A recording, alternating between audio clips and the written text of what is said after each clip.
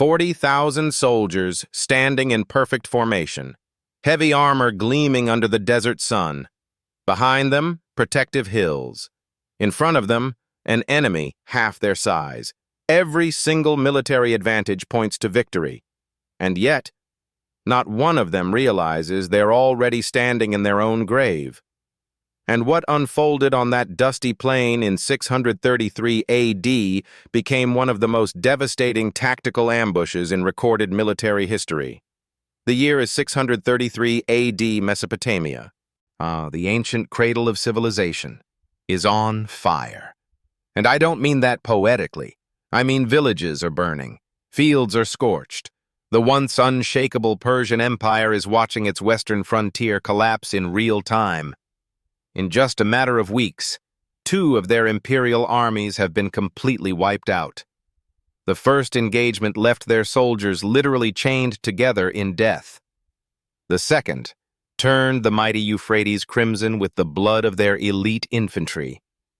Back in the capital, the young emperor sat on a throne that suddenly felt very cold. This was no longer some tribal nuisance. This was not a border skirmish that could be dismissed with a wave of the royal hand. The men his court had mockingly called barefoot desert dwellers had just kicked open the gates to the empire's richest agricultural lands, the breadbasket, the economic heart. And if something wasn't done immediately, those same desert warriors would be knocking on the doors of the imperial palace itself. But here's the thing about empires. They don't just roll over and die, not easily, not quickly.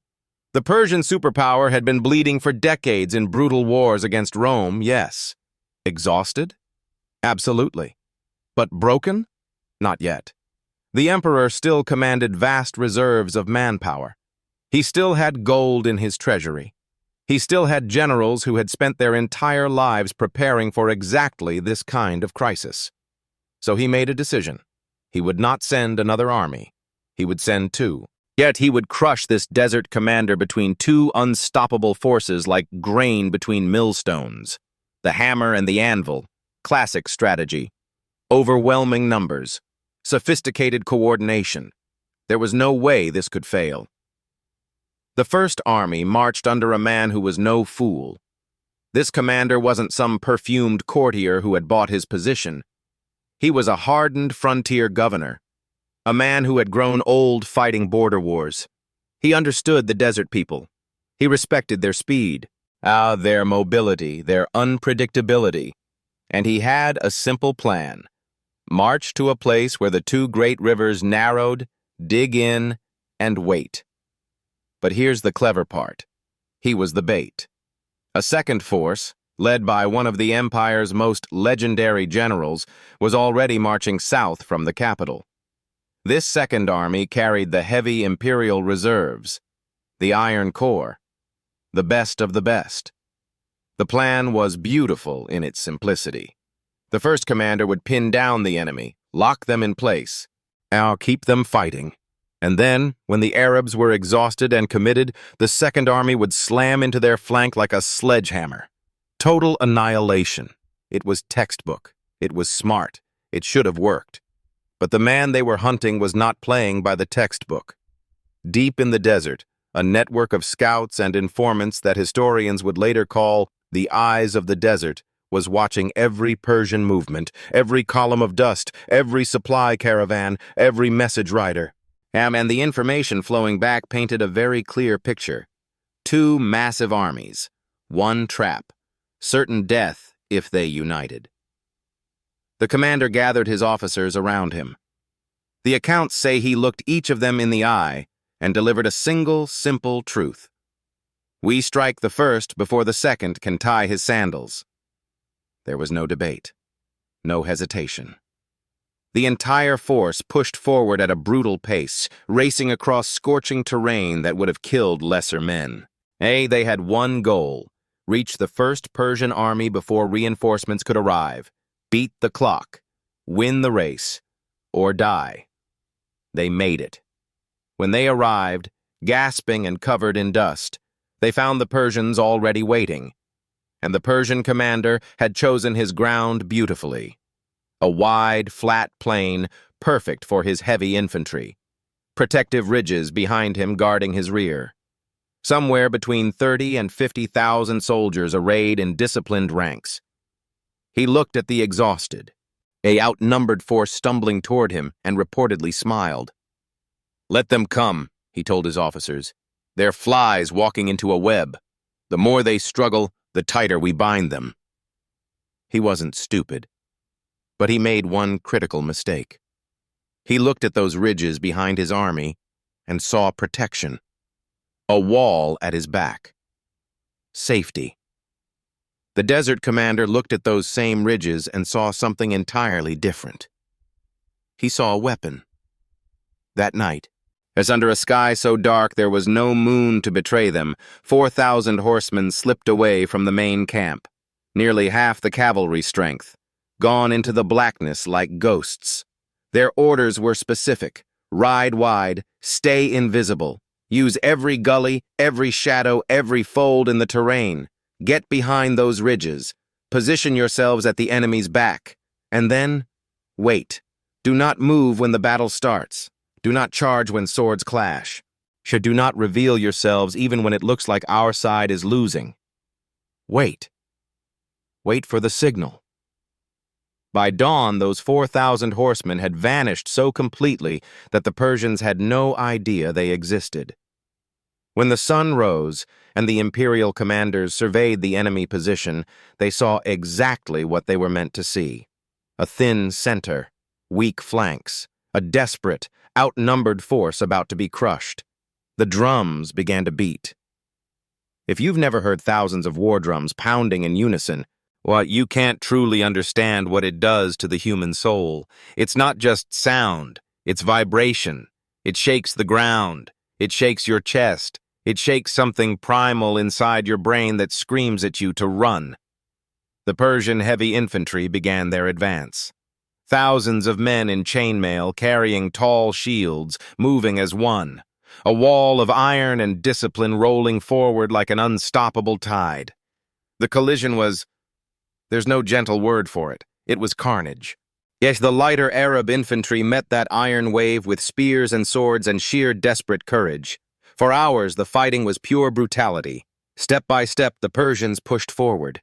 Their weight, their armor, their training, everything favored them. The Arab lines bent backward under the pressure. From his command position, the desert commander watched carefully. He saw his men bleeding. He saw exhaustion setting in. And he saw the Persian confidence swelling with every yard of ground they gained. And then he gave an order that must have seemed like madness to anyone watching. Retreat. Not a rout. Not a panicked flight. A controlled, deliberate withdrawal. The center began giving ground. Fighting. Stepping back. Fighting. Stepping back. The line curved inward, bending into a crescent shape. From across the field, the Persian commander saw this and tasted victory. The Arabs were breaking. That their line was collapsing. This was the moment. He ordered everything forward. Both wings swung inward. Every reserve committed. Pour into that gap. Shatter them completely. Finish this. The Persian army compressed. Soldiers crowded shoulder to shoulder, pushing deeper and deeper into the concave pocket that had formed. They were so focused on the kill, so intoxicated by the scent of victory, that not a single one of them thought to glance at the hills behind them. The trap was set.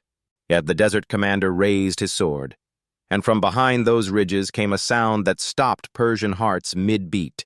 Not wind, not birds. The thunder of 16,000 hooves. The hidden cavalry crested the hills at full gallop. They didn't pause. They didn't slow. They poured down that slope like an avalanche of steel and fury. The Persian rear guard turned around, and what they saw was death charging directly at them. The impact was catastrophic. Heavy cavalry smashing at full speed into an exposed, unprepared rear. At that exact same instant, the retreating Arab center suddenly stopped. They planted their feet, locked their shields, and pushed back with everything they had left. The trap snapped shut. Picture what happened next. The Persian army, compressed into a dense mass, suddenly found themselves surrounded on all sides. In front, infantry that was no longer retreating. Behind, cavalry cutting them down. And on both flanks, horsemen closing the circle. There was nowhere to run, nowhere to hide, nowhere to even swing a sword because you were pressed so tightly against your own comrades that you couldn't move your arms. This was the double envelopment. A smaller force had completely encircled a larger one. Military scholars would later compare it to the greatest tactical achievements in history. And they were right. Chaos doesn't spread gradually in moments like this. It explodes. And panic is more contagious than any plague. One man screams, and suddenly 1,000 men are screaming. The Persian commander tried to rally his troops. His voice was swallowed by the sounds of dying. The disciplined imperial army ceased to exist as a fighting force. They became a mob, a terrified, trapped mob being butchered from every direction. The battle effectively ended in that moment. What followed was simply slaughter. The killing continued until sunset. The precision of the encirclement meant almost no one escaped. Thousands upon thousands of Persian soldiers died on that field. Their commander managed to break out with a handful of bodyguards. But his fate was perhaps crueler than those he left behind. He fled into the deep desert, trying to reach the capital. He lost his way. The same desert he had failed to respect, the same desert he had mocked, claimed him. He died of thirst, alone, while his entire army lay dead behind him. Yet the victory was complete. 3 Persian armies destroyed in a row. A tactical maneuver that military academies would study for the next 1,000 years. The loot captured that day was staggering. Gold, silver, fine armor. Supplies meant to feed an empire's war machine. As the dust settled, the victorious commander looked out over that field of corpses and gathered his exhausted, blood-stained warriors. These were simple men, tribesmen, far from home, as staring at wealth beyond anything they had ever imagined. But he knew something they were still too tired to realize. The war was not over. That second Persian army, the one with the legendary general, still out there. Still marching. And now, instead of confident imperial soldiers expecting an easy victory, they were furious men burning for revenge. The emperor's rage had not been extinguished by this defeat. It had been set ablaze. Just a few days' march away, at a place the histories call Ulais, the Persians were gathering every remaining soldier they could find. This was no longer about conquest or glory. This was about survival, about revenge, about making the desert run red with blood. What had been tactical brilliance was about to become something far darker, something that would haunt the victor's legacy forever. The river of blood had been a tragedy. This battle had been a masterpiece. But what came next? That would be a horror that neither side would ever forget. Now, if this story gripped you, if you want to know what happened when these two forces finally collided at Ulais, you know what to do. Hit that subscribe button, drop a like, and I'll see you in the next one, where the real nightmare begins.